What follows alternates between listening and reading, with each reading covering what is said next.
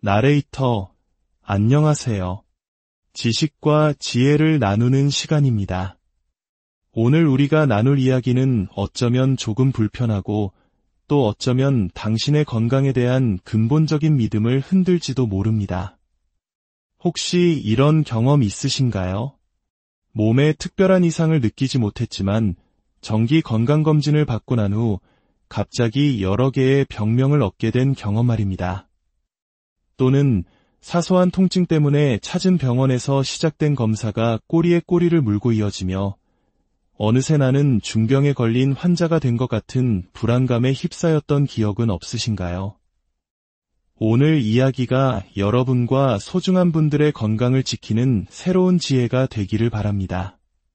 저희의 이야기에 공감하신다면 이 지혜가 더 널리 퍼져나갈 수 있도록 채널 구독과 좋아요로 함께해 주십시오. 당신의 작은 참여가 더 건강한 사회를 만드는 데 큰 힘이 됩니다. 자, 이제 시작하겠습니다. 오늘 우리가 마주할 주제는 바로 현대 의료 시스템이 만들어낸 그림자, 가짜 환자에 대한 이야기입니다. 30년 이상 임상 현장에서 환자들을 만나온 한 노련한 의사는 현대의학의 눈부신 발전을 온몸으로 체감했다고 말합니다.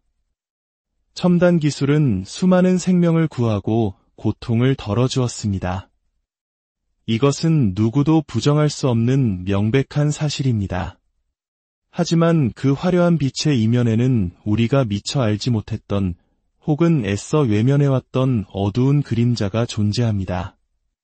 우리는 의료기술의 혜택에 대한 정보는 홍수처럼 접하지만 그 문제점에 대해서는 좀처럼 듣지 못합니다. 이 정보의 불균형 속에서 병원과 환자 사이의 불신은 깊어지고 우리는 점점 더 혼란 속으로 빠져들고 있습니다. 이 복잡한 현상을 그 의사는 가짜 환자라는 다소 도발적인 한 단어로 정해내렸습니다. 물론 이 단어는 오해를 불러일으킬 수 있습니다. 내가 꾀병이라는 말이냐며 분노하는 분도 계실 테고 동료 의사들에게는 우리가 가짜 환자를 만든다는 말이냐는 비난을 받을 수도 있는 용기가 필요한 발언입니다. 하지만 이 개념을 통해 우리는 현대의료가 가진 가장 큰 딜레마 중 하나를 직시하게 됩니다. 바로 너무나 많은 멀쩡한 사람들을 환자로 만들어가고 있다는 사실입니다. 이 가짜 환자는 크게 세 가지 유형으로 나누어 볼 수 있습니다. 첫 번째는 병이 없는데도 불구하고 최첨단 검사가 만들어내는 환자입니다. 두 번째는 사실 병에 걸릴 필요가 없었지만 혹독한 사회 환경이 병을 만들어낸 환자입니다. 그리고 마지막 세 번째는 피할 수 없는 노화와 치료해야 할 질병의 경계가 무너지면서 만들어지는 환자입니다. 이제 우리 주변에서 너무나 흔하게 일어나고 있는 이 세 가지 유형의 이야기를 하나씩 따라가 보겠습니다.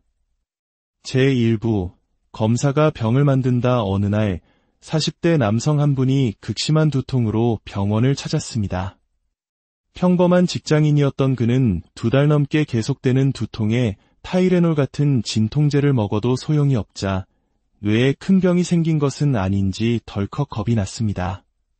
동네 의원은 그에게 잠을 푹 주무시고 일을 좀 줄이세요 라고 조언했지만 이는 한국의 직장인에게는 사형 선고나 다름없는 말이었습니다. 일을 줄일 수 없었던 그는 결국 진료 의뢰서를 받아 대학병원 신경과를 찾아갑니다. 대학병원에서는 정해진 절차에 따라 뇌 MRI 촬영과 여러 혈액 검사를 진행했습니다. 다행히 그가 걱정하던 뇌종양 같은 문제는 발견되지 않았습니다.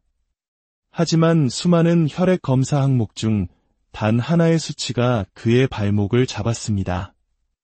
바로 항액항체라는 자가면역 질환 표지자가 양성으로 나온 것입니다. 신경과 의사는 말합니다. 류마티스 뇌과로 가보셔야겠습니다. 자가면역 질환일 수 있습니다. 이제 그는 두통 환자에서 순식간에 원인 모를 희귀병 환자가 될 위기에 처했습니다.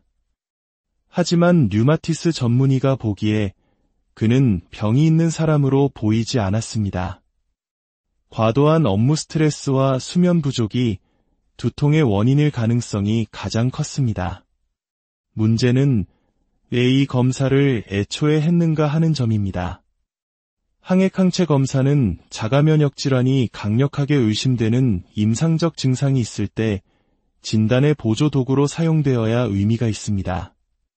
하지만 이 남성처럼 뚜렷한 증상 없이 혹시나 무언가 걸리지 않을까 하는 마음에 시행된 검사에서 나온 양성 결과는 가치가 거의 없습니다.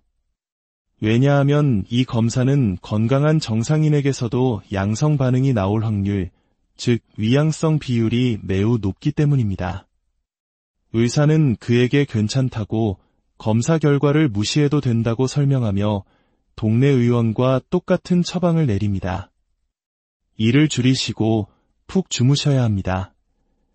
하지만 환자는 납득하지 못합니다. 그의 머릿속에는 이미 검사 이상이라는 주홍 글씨가 새겨졌기 때문입니다. 검사가 이상하다는데 추가 정밀 검사를 해야 하는 것 아닙니까? 여기서부터 비극의 악순환이 시작됩니다. 의사는 추가 검사가 왜 필요 없는지를 다시 설명해야 합니다. 우리 몸은 자연이 만든 가장 복잡한 시스템이기에 현미경으로 들여다보듯 정밀 검사를 하면 할수록 알 필요도 없는 사소한 이상들은 계속해서 발견될 것입니다. 그럴수록 환자의 걱정은 눈덩이처럼 불어나고 시간과 돈은 낭비되며 결국 병이 없던 사람은 걱정이라는 새로운 병을 얻게 됩니다. 이것이 바로 검사가 만들어낸 첫 번째 유형의 가짜 환자입니다. 이런 현상의 정점에는 바로 건강검진이 있습니다. 별다른 증상 없이 건강하게 지내던 62세 여성분이 스스로 류마티스 관절염에 걸렸다며 병원을 찾았습니다. 이유를 물으니 건강검진에서 류마티스 인자가 양성으로 나왔다는 것입니다. 이 검사 역시 항액항체처럼 나이가 들거나 가벼운 감염을 앓고 난 후에도 양성으로 나올 수 있는 이양성률이 높은 검사입니다. 하지만 류마티스 인자 양성이라는 말을 듣는 순간 조금 쑤시던 손가락 마디가 마치 심각한 병의 증거처럼 느껴지기 시작합니다. 검사 결과가 가진 일종의 최면 효과, 강력한 아우라가 멀쩡한 사람을 환자로 만들어 버리는 것입니다. 특히 암검진의 경우는 더욱 심각한 문제를 야기합니다. 2000년대 초중반 한국에서는 유독목에 수술 자국이 있는 여성 환자들이 급증하기 시작했습니다. 원인은 갑상선암 수술이었습니다. 원자폭탄이 터진 것도 방사능이 유출된 것도 아닌데 갑자기 갑상선암 환자가 폭발적으로 늘어난 이유는 무엇이었을까요? 범인은 건강검진에 추가된 갑상선 초음파였습니다. 사실 갑상선암 중 상당수는 착한 암으로 불릴 만큼 진행이 매우 느려 모르고 살았어도 수명에 아무런 영향을 주지 않았을 가능성이 큰 암입니다. 서구에서는 노인의 시신을 부검했을 때 절반 가까이에서 갑상선암이 발견된다는 보고가 있을 정도입니다. 나와 함께 조용히 늙어가다 함께 생을 마감했을 굳이 찾아내지 않아도 될 암세포를 초음파라는 첨단 기술로 샅샅이 찾아내기 시작한 것입니다. 일단 암이라는 진단을 받으면 지켜보자고 말할 수 있는 사람은 거의 없습니다. 공포심에 사로잡혀 수술대에 오르게 되고 평생 갑상선 기능 저하증 약을 먹어야 하는 진짜 환자가 되어버립니다. 물론 조기 진단으로 생명을 구하는 경우도 분명히 있습니다. 하지만 우리는 한 명의 생명을 구하기 위해 그보다 훨씬 더 많은 사람들이 불필요한 진단과 치료로 고통받는 과잉 진단의 딜레마를 외면해서는 안 됩니다. 제2부 사회가 병을 만든다. 이번에는 병에 걸릴 이유가 없는 젊은이들이 환자가 되어가는 이야기입니다. 29살의 젊은 남성이 발이 퉁퉁 붓고 아파서 병원을 찾았습니다. 전날 밤 치킨과 맥주를 즐긴 후 아침에 일어나니 걷지 못할 정도로 통증이 심해졌다고 합니다. 진단은 쉬웠습니다. 전형적인 통풍이었습니다. 하지만 그의 문제는 통풍에서 끝나지 않았습니다. 키 170cm의 몸무게는 110kg. 혈액 검사 결과는 공복 혈당 200 이상, 높은 콜레스테롤 수치, 수축기 혈압 170. 그는 이미 고혈압, 당뇨, 고지혈증, 비만을 모두 가진 대사증후군 환자였습니다. 20대 젊은이에게 이런 일이 왜 생겼을까요? 장시간 근무로 악명 높은 업종에서 일하는 그는 야근을 밥 먹듯이 하고 배달 음식으로 끼니를 때우며 쉬는 날에는 잠자기 바빴습니다. 운동할 시간도 건강한 음식을 챙겨 먹을 여유도 없었던 것입니다. 의사는 그에게 말합니다. 통풍 치료는 어렵지 않습니다. 하지만 당신의 10년 후 건강을 결정하는 것은 대사증후군입니다. 운동하고 체중을 줄여야 합니다. 그러나 그에게 돌아온 대답은 체념 섞인 한숨이었습니다. 일을 줄이는 건 불가능합니다. 이것은 단순히 한 개인의 나태한 문제가 아닙니다. 바로 우리 한국 사회의 슬픈 자화상입니다. OECD 최고 수준의 노동시간, 살인적인 경쟁, 그리고 몸을 돌볼 시간을 허락하지 않는 사회 구조가 건강해야 할 젊은이들을 병들게 하고 있습니다. 최근 통계에 따르면 한국의 2030세대 비만율은 40%를 넘어섰다고 합니다. 병원이 아니라 사회가, 환경이 고쳐져야 해결될 문제임에도 불구하고 이들은 병원에서 답을 찾으려 헤매고 있습니다. 더 심각한 사례도 있습니다. 머리부터 발끝까지 안 아픈 곳이 없다며 병원을 전전하던 한 젊은 남성이 있었습니다. 수많은 검사에도 아무런 이상이 발견되지 않았고 어떤 진통제도 효과가 없었습니다. 그는 결국 마약성 진통제를 처방받기 직전에 이르렀습니다. 하지만 의사가 자세히 들여다본 그의 삶은 처참했습니다. 그는 사회와 단절된 채 하루 20시간 이상을 방에 누워 지내는 은둔형 외톨이였습니다. 그의 온몸을 짓누르는 통증은 몸의 이상이 아니라 마음의 병, 사회로부터 고립된 영혼의 비명이었습니다. 이런 젊은이들에게 병명을 붙이고 약을 처방하는 것이 과연 올바른 해결책일까요? 이들은 사실 환자가 아니라 병든 사회가 만들어낸 희생자들입니다. 제3부 노화와 질병의 경계에서 우리는 이제 100세 시대를 이야기합니다. 하지만 우리의 몸은 이토록 긴 수명에 아직 적응하지 못했습니다. 75세 할머니가 무릎이 아파 병원을 찾습니다. 엑스레이를 찍어보면 연골이 닳아 없어진 퇴행성 관절염이라는 진단이 나옵니다. 하지만 이것을 과연 병이라고만 할 수 있을까요? 인류의 평균 수명이 40세가 채 되지 않았던 시절은 그리 멀지 않았습니다. 불과 100여 년 만에 수명이 2배로 늘어나면서 우리의 관절은 설계된 수명을 훌쩍 넘겨 혹사당하고 있습니다. 이것은 질병이라기보다는 급격한 수명 연장에 따른 진화의 부적응에 가깝습니다. 하지만 우리는 닳아 없어진 연골을 보며 불안해하고 수술을 통해 완벽한 상태로 되돌리려 했습니다. 나이가 들면 입맛이 없고 음식을 잘 삼키지 못하며 기력이 떨어지는 것은 자연스러운 노화의 과정입니다. 하지만 가족들은 우리 부모님이 굶어 돌아가시는 건 아닐까 하는 불안감에 휩싸여 튜브를 통해 강제로 음식을 주입하기도 합니다. 이 과정에서 음식물이 기도로 넘어가 흡인성 폐렴이 생길 수 있습니다. 많은 어르신들이 폐렴으로 돌아가셨다고 하지만 인과관계가 바뀐 경우가 많습니다. 사실은 돌아가실 때가 되어 몸의 방어 기능이 떨어졌기 때문에 폐렴이 온 것입니다. 삶과 죽음의 경계는 더욱 혼란스러워졌습니다. 현대의학은 심장이 멈춰도 뇌 기능이 살아있으면 뇌사라는 이름으로 죽음을 유예시킵니다. 반대로 모든 생체 기능이 멈춘 명백한 시신이라도 심폐소생술을 시도하지 않았다는 이유로 살릴 수 있었는데 죽였다는 법적 분쟁에 휘말리기도 합니다.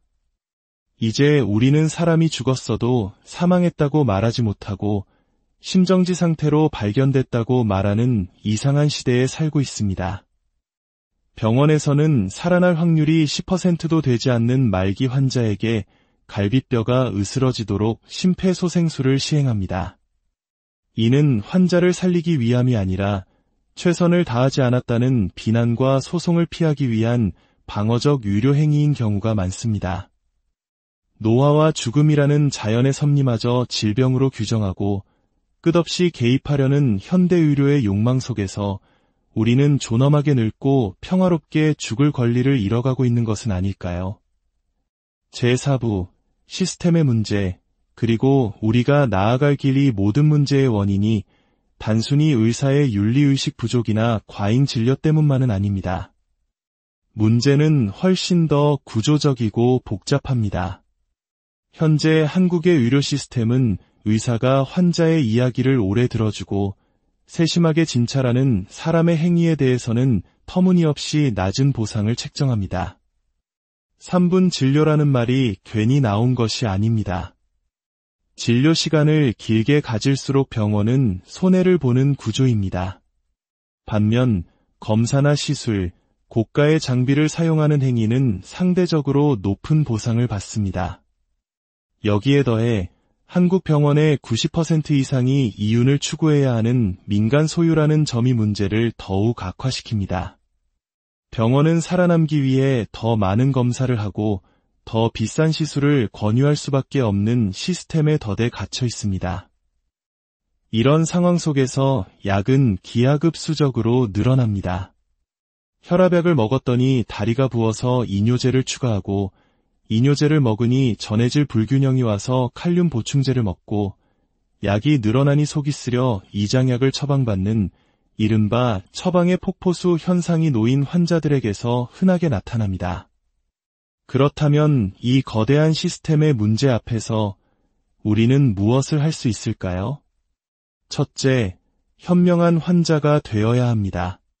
병원을 쇼핑하듯 다니며 나를 고객님으로 대하는 곳에서 즉각적인 해결책을 요구하는 소비자주의적 태도를 버려야 합니다. 의료는 공공재이며 의사와 환자는 신뢰를 바탕으로 함께 문제를 해결해 나가는 파트너라는 인식이 필요합니다. 둘째, 좋은 의사를 알아보고 지켜주어야 합니다. 당신의 말을 1분이라도 더 들어주는 의사, 확신의 찬 진단 대신 잘 모르겠습니다. 조금 더 지켜봅시다. 라고 솔직하게 말할 수 있는 의사를 찾으십시오.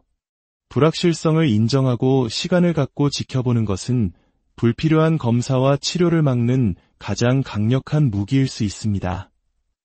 이런 의사들이 현재의 시스템에서 도태되지 않도록 우리가 지지하고 응원해 주어야 합니다. 마지막으로 우리 사회 전체가 죽음에 대한 철학을 다시 정립해야 합니다. 한 장례 지도사는 이렇게 말했다고 합니다. 제때 죽읍시다. 이 말은 젊은 날의 비극적인 죽음을 막고 삶의 마지막 순간에는 불필요한 연명치료로 고통받지 않고 존엄하게 삶을 마무리하자는 이중적인 의미를 담고 있습니다. 언제까지 치료하고 어디서부터 받아들일 것인가, 나의 삶의 마지막을 어떻게 장식할 것인가에 대한 깊은 성찰은 이제 온전히 우리 각자의 몫으로 남았습니다. 나레이터, 현대의학은 우리에게 더 긴 삶을 선물했지만 더 건강하고 행복한 삶까지 보장해주지는 않았습니다.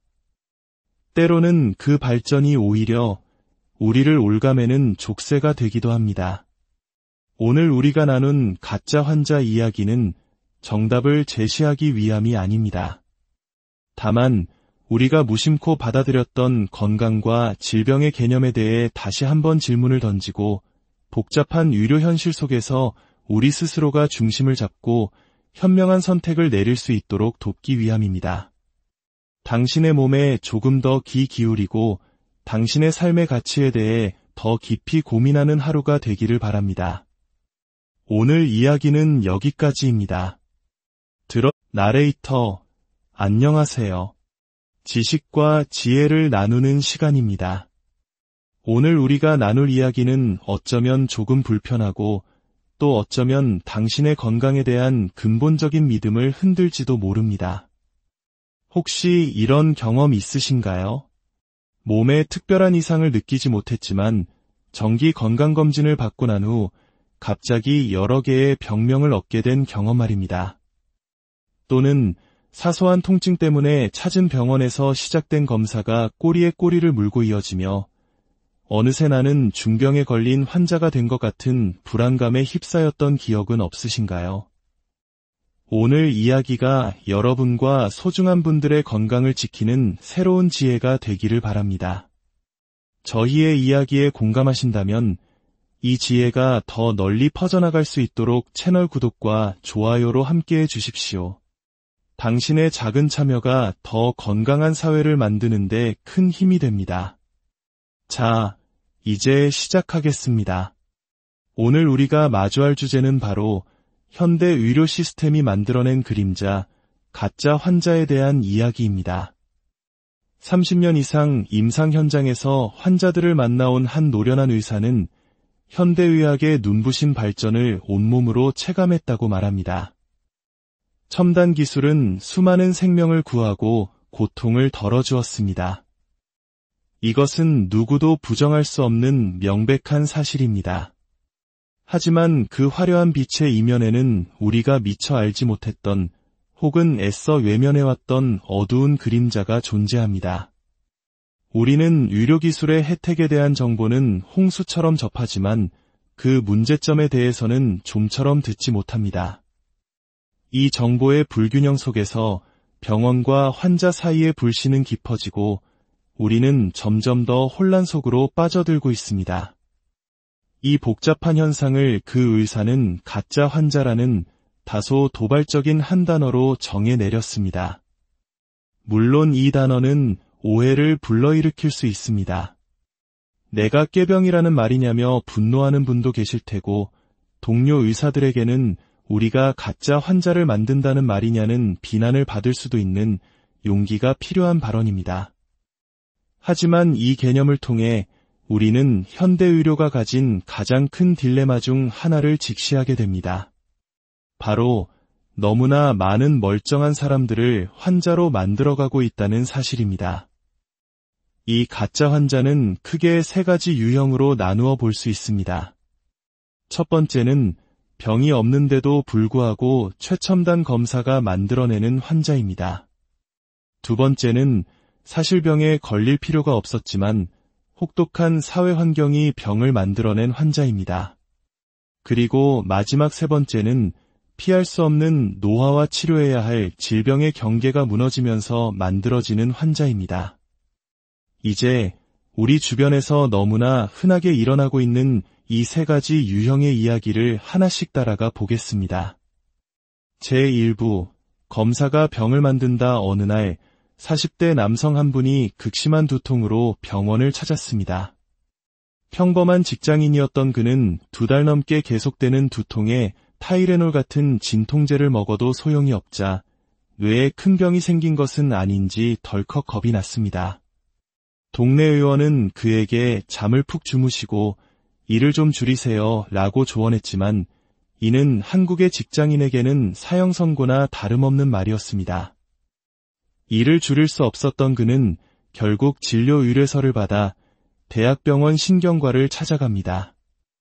대학병원에서는 정해진 절차에 따라 뇌 MRI 촬영과 여러 혈액 검사를 진행했습니다. 다행히 그가 걱정하던 뇌종양 같은 문제는 발견되지 않았습니다. 하지만 수많은 혈액 검사 항목 중 단 하나의 수치가 그의 발목을 잡았습니다. 바로 항액항체라는 자가면역 질환 표지자가 양성으로 나온 것입니다. 신경과 의사는 말합니다. 류마티스 뇌과로 가보셔야겠습니다. 자가면역 질환일 수 있습니다. 이제 그는 두통 환자에서 순식간에 원인 모를 희귀병 환자가 될 위기에 처했습니다. 하지만 류마티스 전문의가 보기에 그는 병이 있는 사람으로 보이지 않았습니다. 과도한 업무 스트레스와 수면 부족이 두통의 원인일 가능성이 가장 컸습니다. 문제는 왜 이 검사를 애초에 했는가 하는 점입니다. 항액항체 검사는 자가면역 질환이 강력하게 의심되는 임상적 증상이 있을 때 진단의 보조 도구로 사용되어야 의미가 있습니다. 하지만 이 남성처럼 뚜렷한 증상 없이 혹시나 무언가 걸리지 않을까 하는 마음에 시행된 검사에서 나온 양성 결과는 가치가 거의 없습니다. 왜냐하면 이 검사는 건강한 정상인에게서도 양성 반응이 나올 확률, 즉 위양성 비율이 매우 높기 때문입니다. 의사는 그에게 괜찮다고 검사 결과를 무시해도 된다고 설명하며 동네 의원과 똑같은 처방을 내립니다. 일을 줄이시고 푹 주무셔야 합니다. 하지만 환자는 납득하지 못합니다. 그의 머릿속에는 이미 검사 이상이라는 주홍 글씨가 새겨졌기 때문입니다. 검사가 이상하다는데 추가 정밀 검사를 해야 하는 것 아닙니까? 여기서부터 비극의 악순환이 시작됩니다. 의사는 추가 검사가 왜 필요 없는지를 다시 설명해야 합니다. 우리 몸은 자연이 만든 가장 복잡한 시스템이기에 현미경으로 들여다보듯 정밀 검사를 하면 할수록 알 필요도 없는 사소한 이상들은 계속해서 발견될 것입니다. 그럴수록 환자의 걱정은 눈덩이처럼 불어나고 시간과 돈은 낭비되며 결국 병이 없던 사람은 걱정이라는 새로운 병을 얻게 됩니다. 이것이 바로 검사가 만들어낸 첫 번째 유형의 가짜 환자입니다. 이런 현상의 정점에는 바로 건강검진이 있습니다. 별다른 증상 없이 건강하게 지내던 62세 여성분이 스스로 류마티스 관절염에 걸렸다며 병원을 찾았습니다. 이유를 물으니 건강검진에서 류마티스 인자가 양성으로 나왔다는 것입니다. 이 검사 역시 항액항체처럼 나이가 들거나 가벼운 감염을 앓고 난 후에도 양성으로 나올 수 있는 이양성률이 높은 검사입니다. 하지만 류마티스 인자 양성이라는 말을 듣는 순간 조금 쑤시던 손가락 마디가 마치 심각한 병의 증거처럼 느껴지기 시작합니다. 검사 결과가 가진 일종의 최면 효과, 강력한 아우라가 멀쩡한 사람을 환자로 만들어버리는 것입니다. 특히 암검진의 경우는 더욱 심각한 문제를 야기합니다. 2000년대 초중반, 한국에서는 유독목에 수술 자국이 있는 여성 환자들이 급증하기 시작했습니다. 원인은 갑상선암 수술이었습니다. 원자폭탄이 터진 것도 방사능이 유출된 것도 아닌데 갑자기 갑상선암 환자가 폭발적으로 늘어난 이유는 무엇이었을까요? 범인은 건강검진에 추가된 갑상선 초음파였습니다. 사실 갑상선암 중 상당수는 착한 암으로 불릴 만큼 진행이 매우 느려 모르고 살았어도 수명에 아무런 영향을 주지 않았을 가능성이 큰 암입니다. 서구에서는 노인의 시신을 부검했을 때 절반 가까이에서 갑상선암이 발견된다는 보고가 있을 정도입니다. 나와 함께 조용히 늙어가다 함께 생을 마감했을 굳이 찾아내지 않아도 될 암세포를 초음파라는 첨단 기술로 샅샅이 찾아내기 시작한 것입니다. 일단 암이라는 진단을 받으면 지켜보자고 말할 수 있는 사람은 거의 없습니다. 공포심에 사로잡혀 수술대에 오르게 되고 평생 갑상선 기능 저하증 약을 먹어야 하는 진짜 환자가 되어버립니다. 물론 조기 진단으로 생명을 구하는 경우도 분명히 있습니다. 하지만 우리는 한 명의 생명을 구하기 위해 그보다 훨씬 더 많은 사람들이 불필요한 진단과 치료로 고통받는 과잉 진단의 딜레마를 외면해서는 안 됩니다. 제2부 사회가 병을 만든다. 이번에는 병에 걸릴 이유가 없는 젊은이들이 환자가 되어가는 이야기입니다. 29살의 젊은 남성이 발이 퉁퉁 붓고 아파서 병원을 찾았습니다.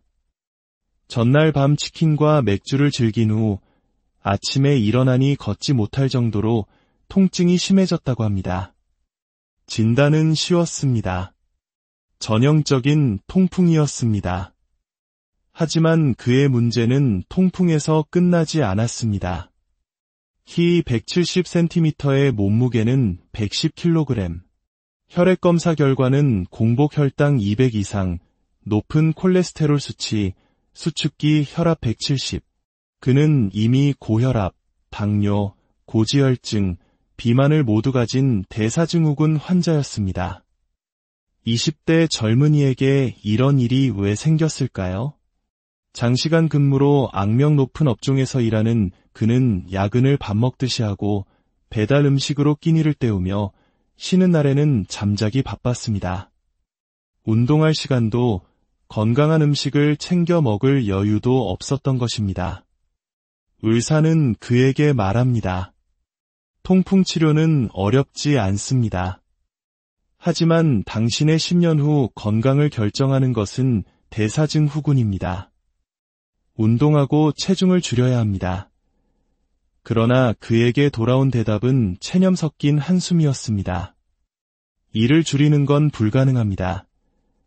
이것은 단순히 한 개인의 나태한 문제가 아닙니다. 바로 우리 한국 사회의 슬픈 자화상입니다. OECD 최고 수준의 노동시간, 살인적인 경쟁, 그리고 몸을 돌볼 시간을 허락하지 않는 사회 구조가 건강해야 할 젊은이들을 병들게 하고 있습니다. 최근 통계에 따르면 한국의 2030세대 비만율은 40%를 넘어섰다고 합니다. 병원이 아니라 사회가, 환경이 고쳐져야 해결될 문제임에도 불구하고 이들은 병원에서 답을 찾으려 헤매고 있습니다. 더 심각한 사례도 있습니다. 머리부터 발끝까지 안 아픈 곳이 없다며 병원을 전전하던 한 젊은 남성이 있었습니다. 수많은 검사에도 아무런 이상이 발견되지 않았고 어떤 진통제도 효과가 없었습니다. 그는 결국 마약성 진통제를 처방받기 직전에 이르렀습니다. 하지만 의사가 자세히 들여다본 그의 삶은 처참했습니다. 그는 사회와 단절된 채 하루 20시간 이상을 방에 누워 지내는 은둔형 외톨이였습니다. 그의 온몸을 짓누르는 통증은 몸의 이상이 아니라 마음의 병, 사회로부터 고립된 영혼의 비명이었습니다.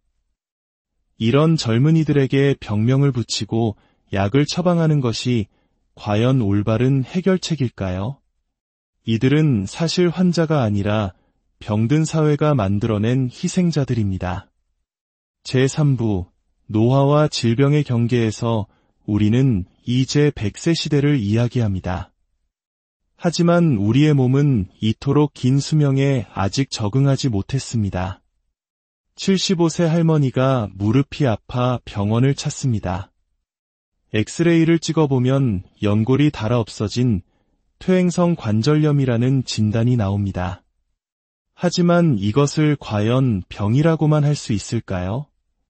인류의 평균 수명이 40세가 채 되지 않았던 시절은 그리 멀지 않았습니다. 불과 100여 년 만에 수명이 2배로 늘어나면서 우리의 관절은 설계된 수명을 훌쩍 넘겨 혹사당하고 있습니다.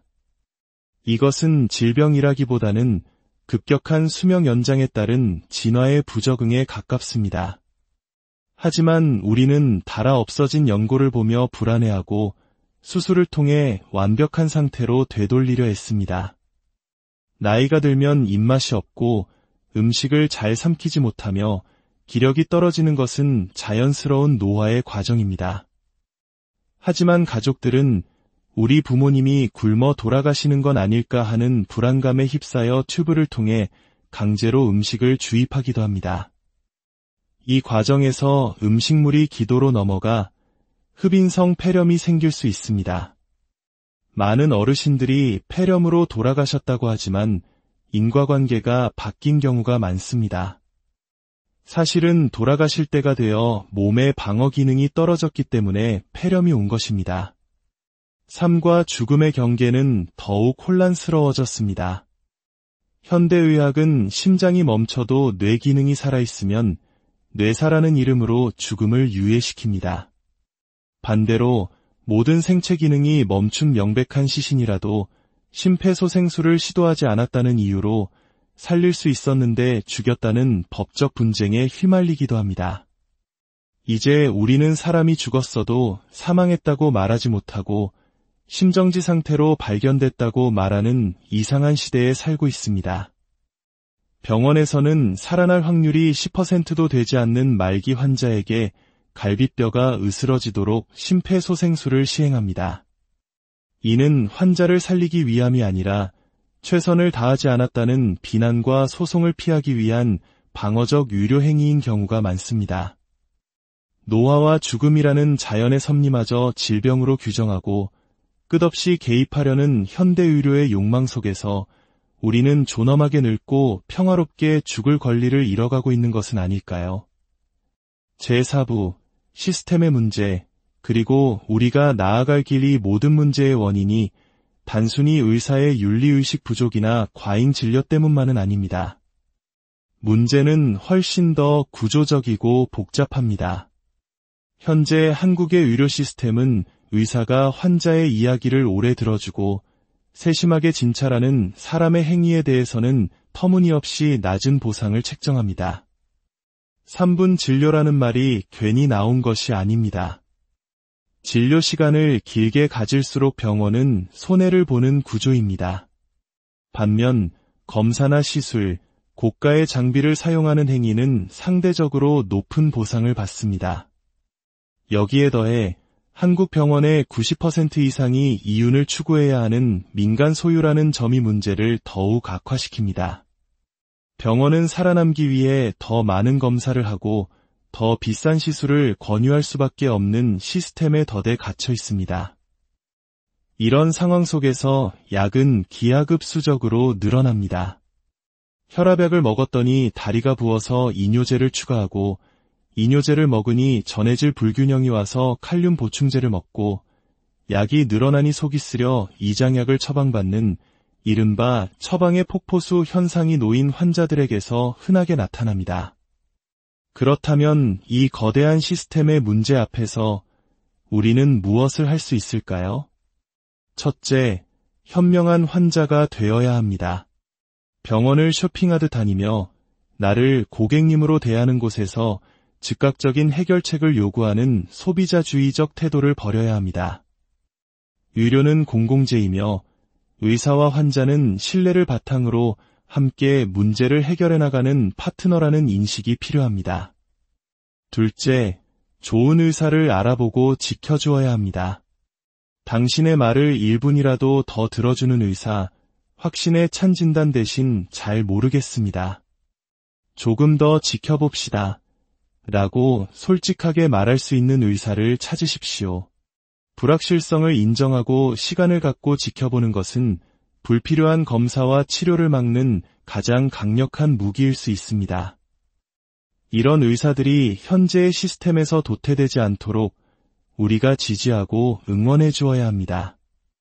마지막으로 우리 사회 전체가 죽음에 대한 철학을 다시 정립해야 합니다. 한 장례 지도사는 이렇게 말했다고 합니다. 제때 죽읍시다. 이 말은 젊은 날의 비극적인 죽음을 막고 삶의 마지막 순간에는 불필요한 연명치료로 고통받지 않고 존엄하게 삶을 마무리하자는 이중적인 의미를 담고 있습니다.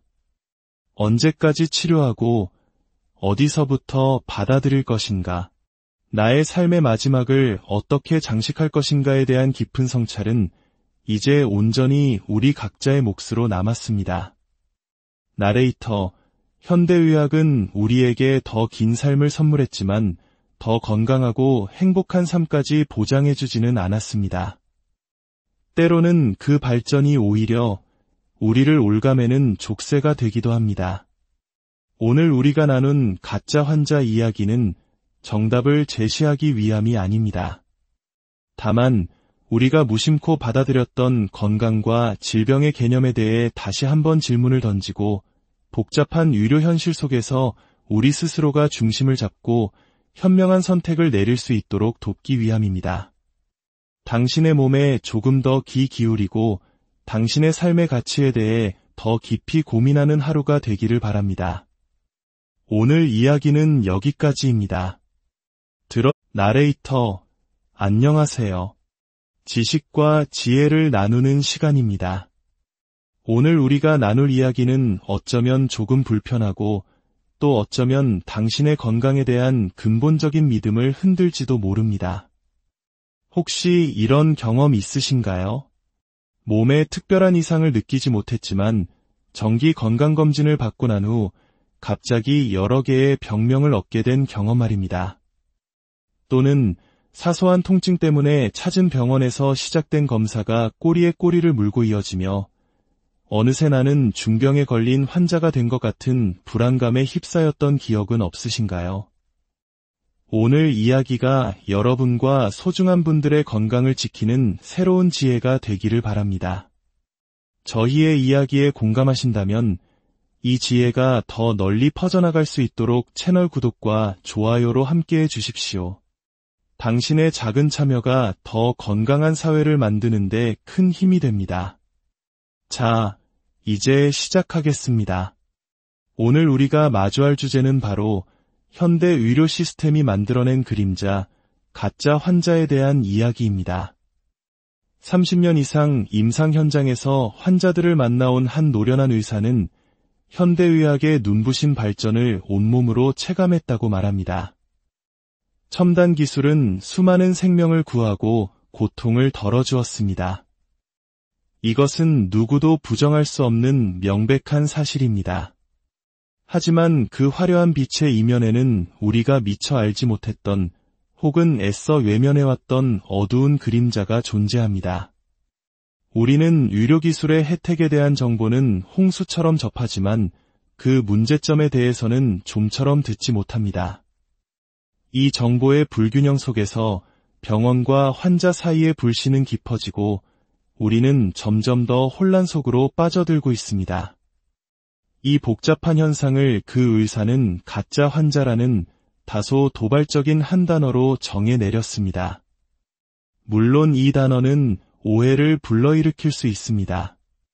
내가 꾀병이라는 말이냐며 분노하는 분도 계실 테고 동료 의사들에게는 우리가 가짜 환자를 만든다는 말이냐는 비난을 받을 수도 있는 용기가 필요한 발언입니다. 하지만 이 개념을 통해 우리는 현대의료가 가진 가장 큰 딜레마 중 하나를 직시하게 됩니다. 바로 너무나 많은 멀쩡한 사람들을 환자로 만들어가고 있다는 사실입니다. 이 가짜 환자는 크게 세 가지 유형으로 나누어 볼 수 있습니다. 첫 번째는 병이 없는데도 불구하고 최첨단 검사가 만들어내는 환자입니다. 두 번째는 사실 병에 걸릴 필요가 없었지만 혹독한 사회 환경이 병을 만들어낸 환자입니다. 그리고 마지막 세 번째는 피할 수 없는 노화와 치료해야 할 질병의 경계가 무너지면서 만들어지는 환자입니다. 이제 우리 주변에서 너무나 흔하게 일어나고 있는 이 세 가지 유형의 이야기를 하나씩 따라가 보겠습니다. 제1부, 검사가 병을 만든다. 어느 날 40대 남성 한 분이 극심한 두통으로 병원을 찾았습니다. 평범한 직장인이었던 그는 2달 넘게 계속되는 두통에 타이레놀 같은 진통제를 먹어도 소용이 없자 뇌에 큰 병이 생긴 것은 아닌지 덜컥 겁이 났습니다.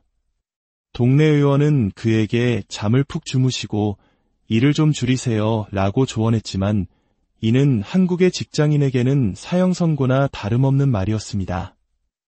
일을 줄일 수 없었던 그는 결국 진료 의뢰서를 받아 대학병원 신경과를 찾아갑니다. 대학병원에서는 정해진 절차에 따라 뇌 MRI 촬영과 여러 혈액 검사를 진행했습니다. 다행히 그가 걱정하던 뇌종양 같은 문제는 발견되지 않았습니다. 하지만 수많은 혈액 검사 항목 중 단 하나의 수치가 그의 발목을 잡았습니다. 바로 항액항체라는 자가면역 질환 표지자가 양성으로 나온 것입니다. 신경과 의사는 말합니다. 류마티스 뇌과로 가보셔야겠습니다. 자가면역 질환일 수 있습니다.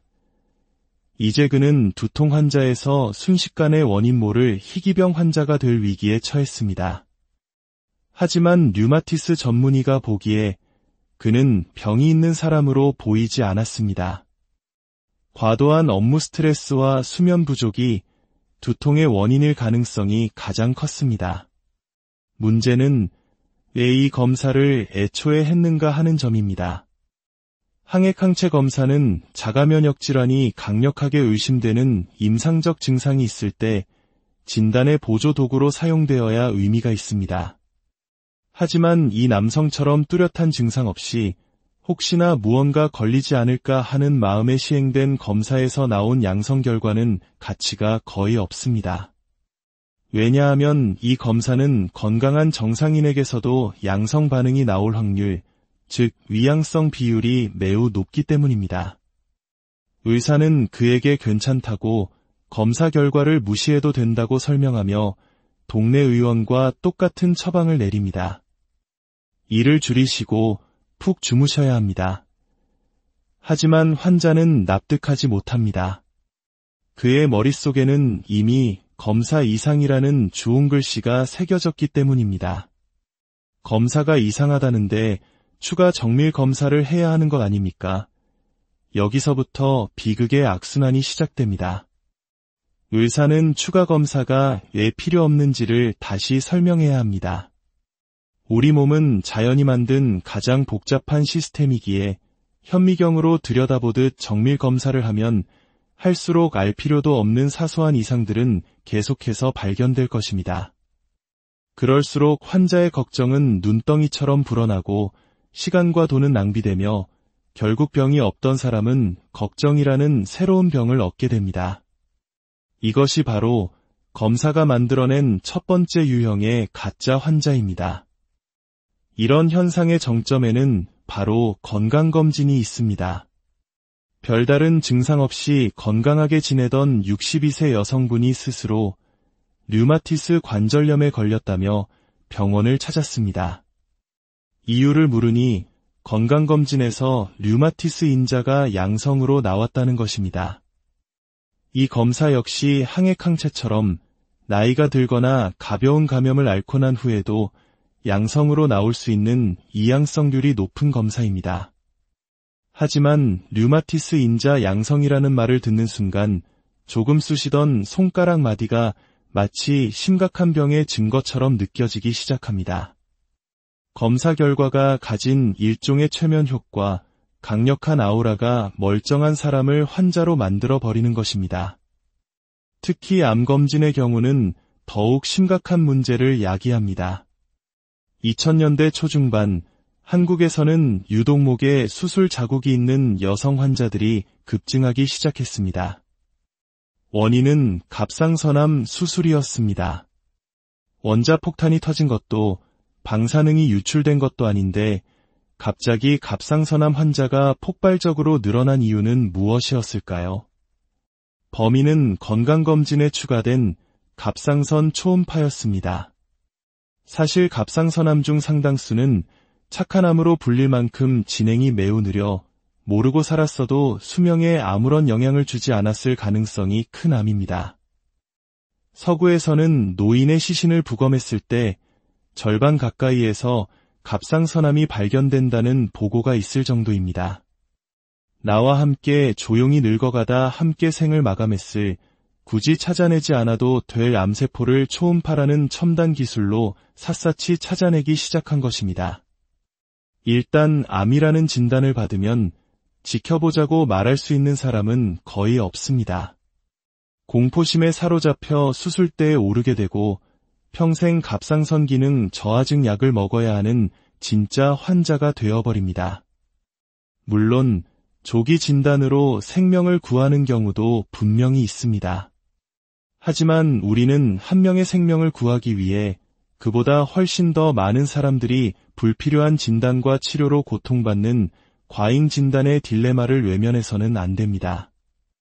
제2부 사회가 병을 만든다. 이번에는 병에 걸릴 이유가 없는 젊은이들이 환자가 되어가는 이야기입니다. 29살의 젊은 남성이 발이 퉁퉁 붓고 아파서 병원을 찾았습니다. 전날 밤 치킨과 맥주를 즐긴 후 아침에 일어나니 걷지 못할 정도로 통증이 심해졌다고 합니다. 진단은 쉬웠습니다. 전형적인 통풍이었습니다. 하지만 그의 문제는 통풍에서 끝나지 않았습니다. 키 170cm의 몸무게는 110kg. 혈액 검사 결과는 공복 혈당 200 이상, 높은 콜레스테롤 수치, 수축기 혈압 170. 그는 이미 고혈압, 당뇨, 고지혈증, 비만을 모두 가진 대사증후군 환자였습니다. 20대 젊은이에게 이런 일이 왜 생겼을까요? 장시간 근무로 악명 높은 업종에서 일하는 그는 야근을 밥 먹듯이 하고 배달 음식으로 끼니를 때우며 쉬는 날에는 잠자기 바빴습니다. 운동할 시간도 건강한 음식을 챙겨 먹을 여유도 없었던 것입니다. 의사는 그에게 말합니다. 통풍 치료는 어렵지 않습니다. 하지만 당신의 10년 후 건강을 결정하는 것은 대사증후군입니다. 운동하고 체중을 줄여야 합니다. 그러나 그에게 돌아온 대답은 체념 섞인 한숨이었습니다. 일을 줄이는 건 불가능합니다. 이것은 단순히 한 개인의 나태한 문제가 아닙니다. 바로 우리 한국 사회의 슬픈 자화상입니다. OECD 최고 수준의 노동시간, 살인적인 경쟁, 그리고 몸을 돌볼 시간을 허락하지 않는 사회 구조가 건강해야 할 젊은이들을 병들게 하고 있습니다. 최근 통계에 따르면 한국의 2030세대 비만율은 40%를 넘어섰다고 합니다. 병원이 아니라 사회가, 환경이 고쳐져야 해결될 문제임에도 불구하고 이들은 병원에서 답을 찾으려 헤매고 있습니다. 더 심각한 사례도 있습니다.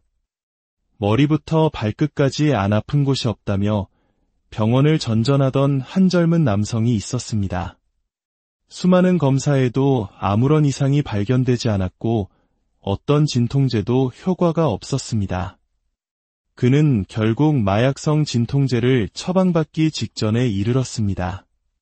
하지만 의사가 자세히 들여다본 그의 삶은 처참했습니다.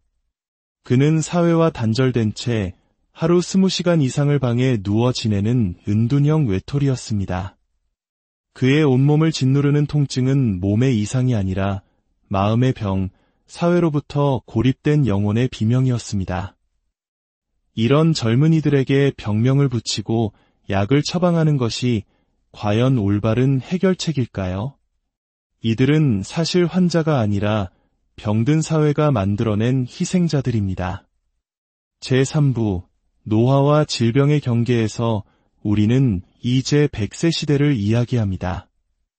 하지만 우리의 몸은 이토록 긴 수명에 아직 적응하지 못했습니다. 75세 할머니가 무릎이 아파 병원을 찾습니다. 엑스레이를 찍어보면 연골이 닳아 없어진 퇴행성 관절염이라는 진단이 나옵니다. 하지만 이것을 과연 병이라고만 할 수 있을까요? 인류의 평균 수명이 40세가 채 되지 않았던 시절은 그리 멀지 않았습니다. 불과 100여 년 만에 수명이 2배로 늘어나면서 우리의 관절은 설계된 수명을 훌쩍 넘겨 혹사당하고 있습니다. 이것은 질병이라기보다는 급격한 수명 연장에 따른 진화의 부적응에 가깝습니다. 하지만 우리는 닳아 없어진 연골을 보며 불안해하고 수술을 통해 완벽한 상태로 되돌리려 했습니다. 나이가 들면 입맛이 없고 음식을 잘 삼키지 못하며 기력이 떨어지는 것은 자연스러운 노화의 과정입니다. 하지만 가족들은 우리 부모님이 굶어 돌아가시는 건 아닐까 하는 불안감에 휩싸여 튜브를 통해 강제로 음식을 주입하기도 합니다. 이 과정에서 음식물이 기도로 넘어가 흡인성 폐렴이 생길 수 있습니다. 많은 어르신들이 폐렴으로 돌아가셨다고 하지만 인과관계가 바뀐 경우가 많습니다. 사실은 돌아가실 때가 되어 몸의 방어 기능이 떨어졌기 때문에 폐렴이 온 것입니다. 삶과 죽음의 경계는 더욱 혼란스러워졌습니다. 현대의학은 심장이 멈춰도 뇌 기능이 살아있으면 뇌사라는 이름으로 죽음을 유예시킵니다. 반대로 모든 생체 기능이 멈춘 명백한 시신이라도 심폐소생술을 시도하지 않았다는 이유로 살릴 수 있었는데 죽였다는 법적 분쟁에 휘말리기도 합니다. 이제 우리는 사람이 죽었어도 사망했다고 말하지 못하고 심정지 상태로 발견됐다고 말하는 이상한 시대에 살고 있습니다. 병원에서는 살아날 확률이 10%도 되지 않는 말기 환자에게 갈비뼈가 으스러지도록 심폐소생술을 시행합니다. 이는 환자를 살리기 위함이 아니라 최선을 다하지 않았다는 비난과 소송을 피하기 위한 방어적 유료 행위인 경우가 많습니다. 노화와 죽음이라는 자연의 섭리마저 질병으로 규정하고 끝없이 개입하려는 현대 의료의 욕망 속에서 우리는 존엄하게 늙고 평화롭게 죽을 권리를 잃어가고 있는 것은 아닐까요? 제4부 시스템의 문제, 그리고 우리가 나아갈 길이 모든 문제의 원인이 단순히 의사의 윤리의식 부족이나 과잉 진료 때문만은 아닙니다. 문제는 훨씬 더 구조적이고 복잡합니다. 현재 한국의 의료 시스템은 의사가 환자의 이야기를 오래 들어주고 세심하게 진찰하는 사람의 행위에 대해서는 터무니없이 낮은 보상을 책정합니다. 3분 진료라는 말이 괜히 나온 것이 아닙니다. 진료 시간을 길게 가질수록 병원은 손해를 보는 구조입니다. 반면 검사나 시술, 고가의 장비를 사용하는 행위는 상대적으로 높은 보상을 받습니다. 여기에 더해 한국 병원의 90% 이상이 이윤을 추구해야 하는 민간 소유라는 점이 문제를 더욱 악화시킵니다. 병원은 살아남기 위해 더 많은 검사를 하고 더 비싼 시술을 권유할 수밖에 없는 시스템에 덫에 갇혀 있습니다. 이런 상황 속에서 약은 기하급수적으로 늘어납니다. 혈압약을 먹었더니 다리가 부어서 이뇨제를 추가하고 이뇨제를 먹으니 전해질 불균형이 와서 칼륨 보충제를 먹고 약이 늘어나니 속이 쓰려 이장약을 처방받는 이른바 처방의 폭포수 현상이 놓인 환자들에게서 흔하게 나타납니다. 그렇다면 이 거대한 시스템의 문제 앞에서 우리는 무엇을 할 수 있을까요?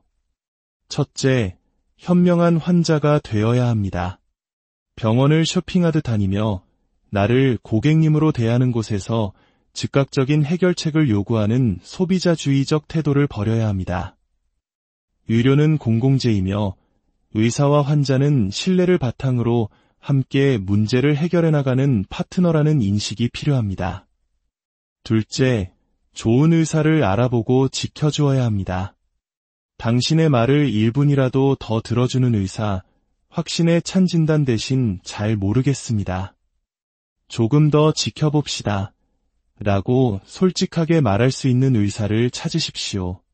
불확실성을 인정하고 시간을 갖고 지켜보는 것은 불필요한 검사와 치료를 막는 가장 강력한 무기일 수 있습니다.